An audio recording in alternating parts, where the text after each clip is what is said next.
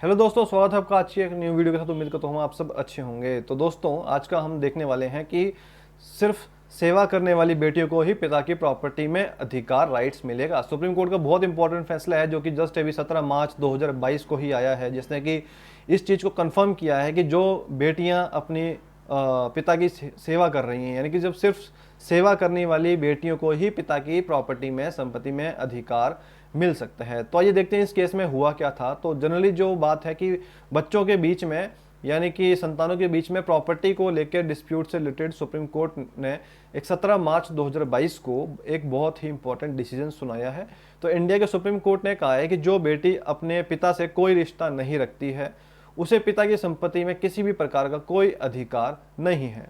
यानी कि कहने का मतलब है कि अगर सपोज कि 3 डॉटर हैं, लड़कियां हैं, और एक लड़की अगर घर से अलग रह रही है, यानी कि वो घर से भाग चुकी है या सेपरेट रह रही है या घर में सेवा नहीं कर रही है, तो वो अपने फादर की प्रॉपर्टी पे क्लेम नहीं कर सकती। इस पिटिशन पर सुनवाई के बाद जस्टिस संजय किशन कौल और MM सुंदरेश ने ये डिसीजन सुनाया है। तो सुप्रीम कोर्ट के सामने हुआ क्या था कि एक डिवोर्स का मामला आया था। सुप्रीम कोर्ट ने डाइवोर्स को एक्सेप्ट करते हुए हस्बैंड को ये डायरेक्शन दिया था कि वो अपनी वाइफ को फुल एंड फाइनल सेटलमेंट के तौर पर 10 लाख रुपए का पेमेंट कर दें। अब इस केस में हुआ था कि 20 साल की एक लड़की थी जो अपनी माँ के साथ, यानी कि मदर के साथ रहती थी, और जो उनकी शिक्षा का और शादी का जो खर्चे के सवाल पर सुप्रीम कोर्ट ने बिल्कुल ये क्लियर करते हुए कहा कि जो बेटी है, डॉटर है, वो अपने पिता से, अपने फादर से कोई संबंध नहीं रखना चाहती है। यानी कि वो उनकी ना वो सेवा करेगी, वो उनसे अलग रहना चाहती है।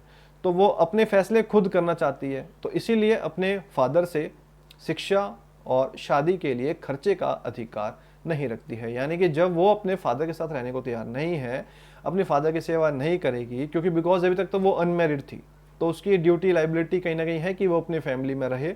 और ये तो डाइवोर्स का केस था, तो इसमें उसने बिल्कुल क्लियर कर दिया कि वो अपनी सिर्फ मदर के साथ रहेगी। तो जहाँ पे उन्होंने डिमांड की हुई थी कि उसको शादी का और उसको एजुकेशन का खर्चा भी फादर से मिले, तो सुप्रीम कोर्ट ने इस फैसले में बिल्कुल क्लियर कर दिया कि जब वो उससे वो कुछ रिलेशन संबंध नहीं अपने फादर के साथ रहना चाहती है, फादर की सेवा नहीं करती हैं, तो उनका उस प्रॉपर्टी पे कोई राइट नहीं होगा। और सुप्रीम कोर्ट ने बिल्कुल क्लियर करते हुए कहा है कि जो लड़की है वो जन्म के साथ ही अपने माँ के साथ रह रही है, यानी कि बचपन से ही अपने माँ के साथ रह रही है, और फादर के साथ किसी भी प्रकार का कोई रिलेशन या संबंध है ही नहीं उसका, क्योंकि उसकी उम्र अब 20 साल है।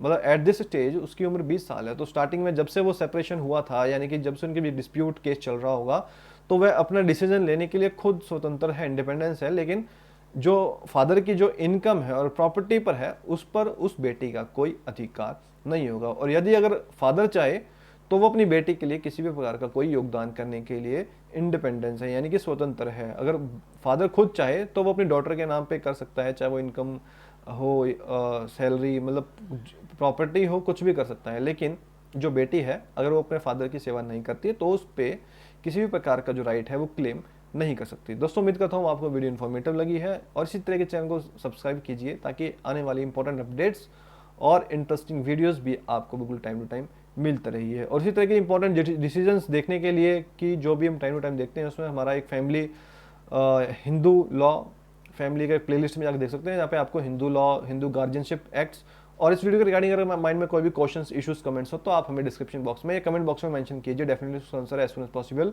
दिया जाएगा। Thanks for watching this vlog.